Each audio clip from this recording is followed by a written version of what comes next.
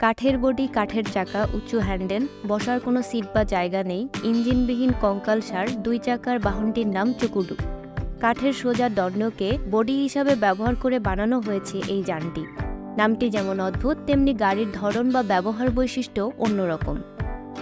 চলাচলে বেশ ঝুঁকিপূর্ণ হলেও আফ্রিকার দেশ কঙ্গোর গোমা সহ বিভিন্ন অঞ্চলে পাহাড়ি রাস্তাগুলোতে মালামাল বহনে অন্যতম প্রধান বাহন হিসাবে ব্যবহৃত হচ্ছে এই চুকুডু। চলতি জুলাইয়ের শুরু থেকে প্রায় 2 সপ্তাহ কঙ্গের বিভিন্ন এলাকায় অবস্থানকালে চুকুডুর ব্যাপক ব্যবহার দেখা যায়।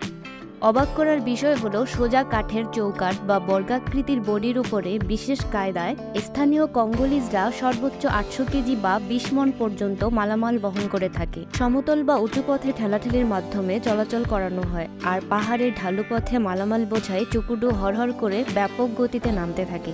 দেখলেই যেন ভয় লাগে, এই বুঝি কোথাও ধাক্কা খেলো কিংবা খাদের নিচে পড়ে গেল, এমন সংখ্যা জাগে বারবার।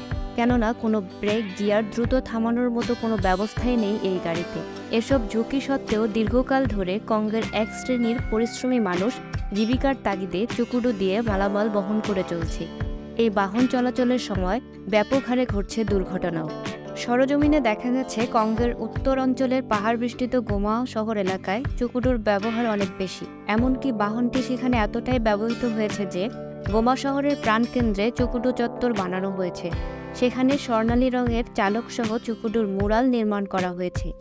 এ সময় গোমা শহরের বিভিন্ন রাস্তার মোড়ে দাঁড়ানো বা চলাচলরত অবস্থায় অনেক চুকুডু দেখা গেছে। প্রতিটি চুকুডু 1 জন বা 2 জন মিলে পরিচালনা করে থাকে, কেননা পাহাড়ের উঁচু পথ ঠেলতে 1 জন লাগে।